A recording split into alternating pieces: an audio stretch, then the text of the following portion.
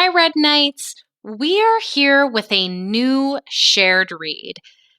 This shared read is going to be a little bit different than what we've experienced before with our shared reads. Instead of one story, this shared read is a collection of short poems. We're actually going to take a look at 4 different poems. The first poem we're going to look at is called Empanada Day. Then, tomorrow, we'll take a look at cold feet, our washing machine, and bugged. Before we get started reading, let's hop on over and take a look at what exactly poetry is. Poetry is a genre of writing. It's a collection of words that express emotion or ideas. Sometimes these words will rhyme.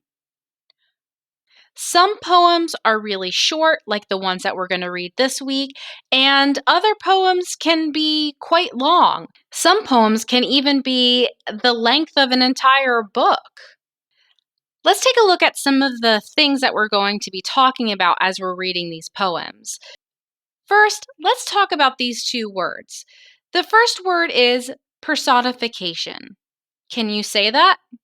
Personification. Personification means that you give non-living things characteristics that living things have. Listen to this sentence as an example. It says, "The clock stared at us from the wall." Now, a clock is a non-living thing, and it certainly can't stare at you. So, the person who wrote this sentence is using personification. They're taking a non-living clock and giving it a human characteristic like staring at somebody. The second word is alliteration. Can you say that? Alliteration. Alliteration is when you have a sentence or a phrase, and the words in that sentence or phrase all start with the same sound or the same letter. For example, this sentence says, Betty bought some butter. Betty bought some butter. The words Betty bought butter all start with the B sound, which is the letter B. That's alliteration. Now, you may have noticed that the word some is in here, and some doesn't start with B, but this sentence is still considered alliteration. Well, not every word in the sentence or phrase has to start with the same letter or sound. It just has to be several of them. Now, we said that a lot of poems, not all poems, but many of them, have rhyming words. Now, words that rhyme are a little bit different than alliteration. See, alliteration has words that have the same beginning sound, whereas rhyming words have the same ending sound, like cat, mat, bat, sat.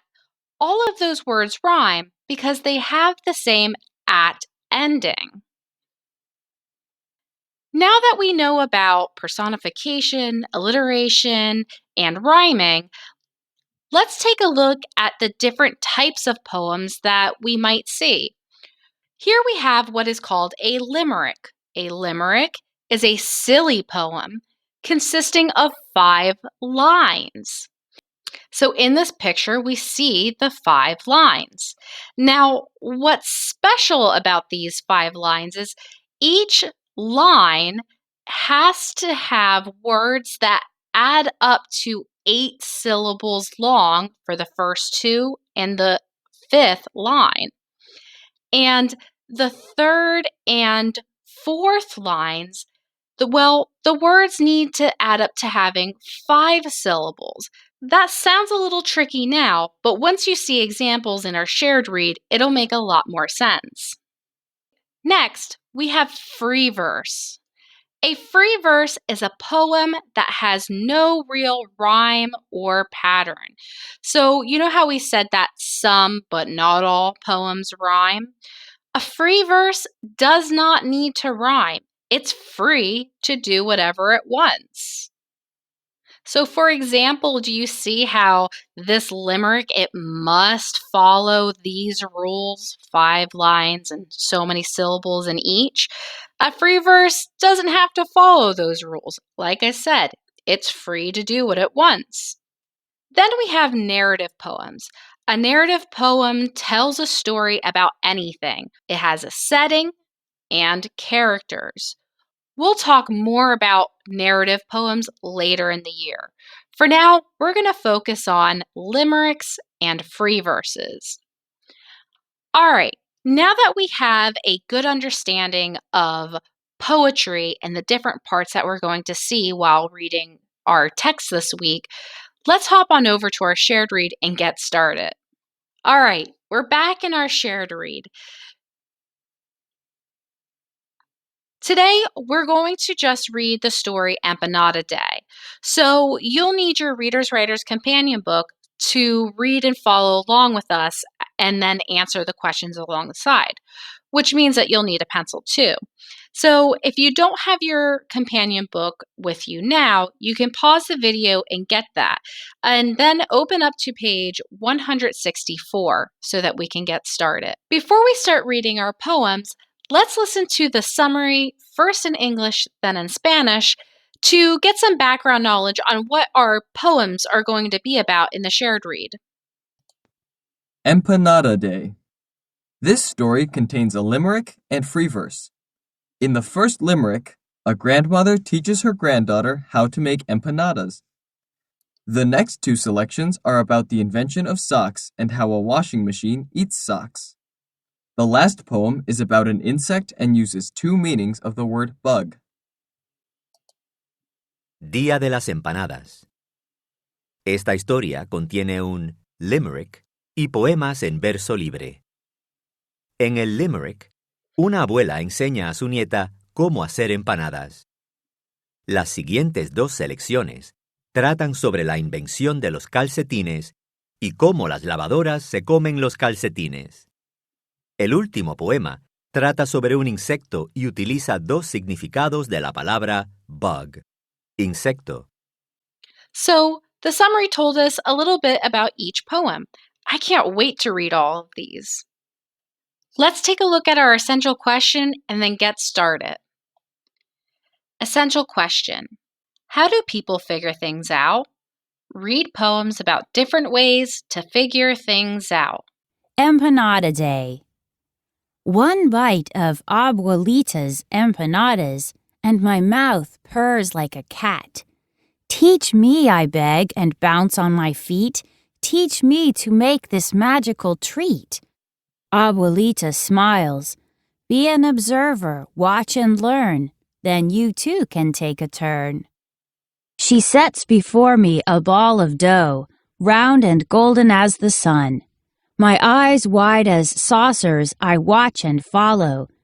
Press circles flat as pancakes, spoon on apple slices and nose tickling spices. Seal it all in a half-moon envelope of bliss. Together we write down every step as the empanadas bake and crisp in the oven, my stomach rumbling like a hungry bear. Ah, Empanada Day. George Santiago. So you may have noticed down here, it has somebody's name with a little dash in the front of it. George Santiago is the author of this poem. And since we have more than one poem that we're going to look at, the author's name is going to be at the bottom of each poem. Let's get started on our questions.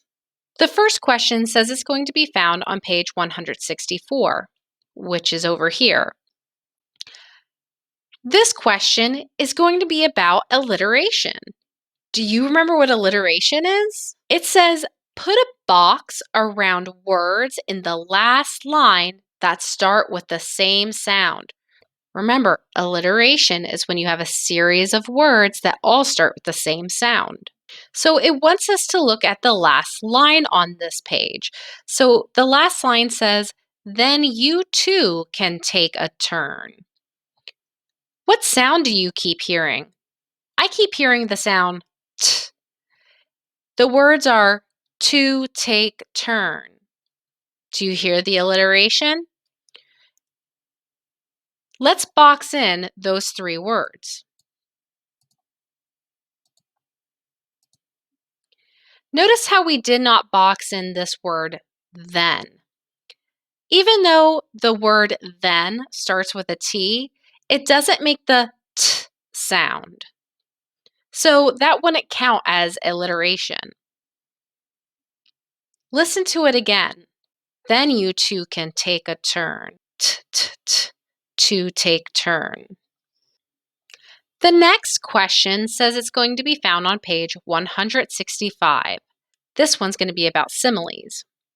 A simile uses the word like or as to compare two different things. Circle the similes. Pick one and write what it compares.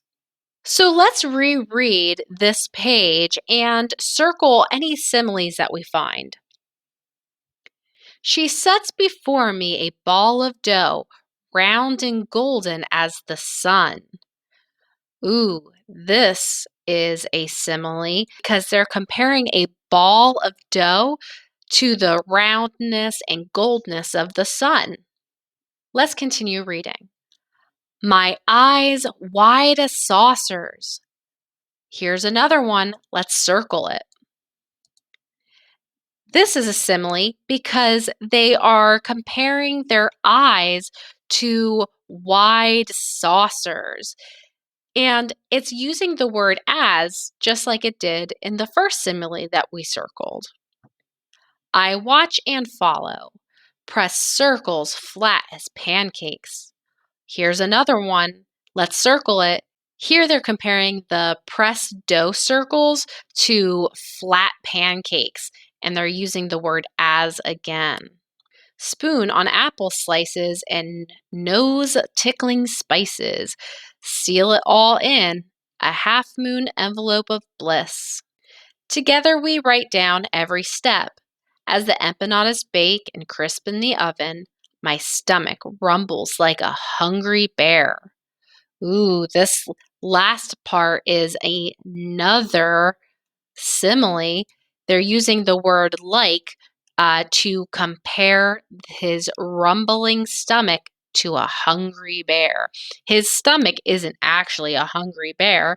They're just comparing it to the sound of a hungry bear.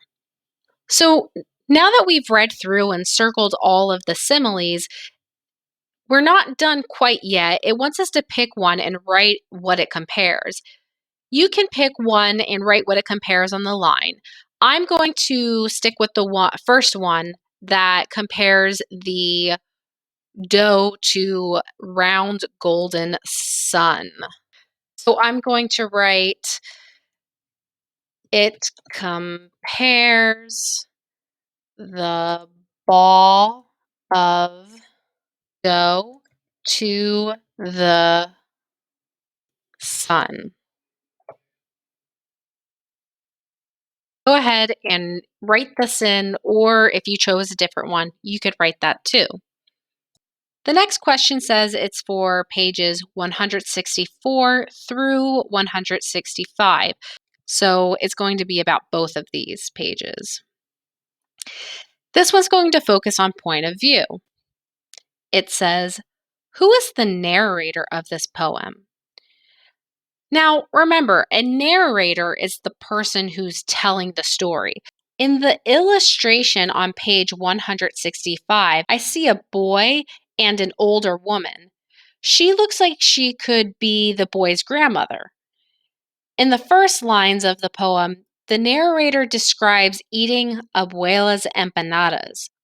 I see the words I and me. These words are used by the narrator, which is not abuelita. So, with that said, do you think that the narrator is the boy or the grandmother, the abuelita? If you said it's the boy, you're correct. The boy is the narrator. He is telling his experience about making empanadas with his abuelita, his grandmother. So on the line, we're going to write the boy. Go ahead and write that in. All right, boys and girls, that's where we're going to stop with our shared read today. Tomorrow, when we come back, we'll read the rest of our poems. Thanks for learning about poems with me today. I can't wait to read the rest. Bye for now.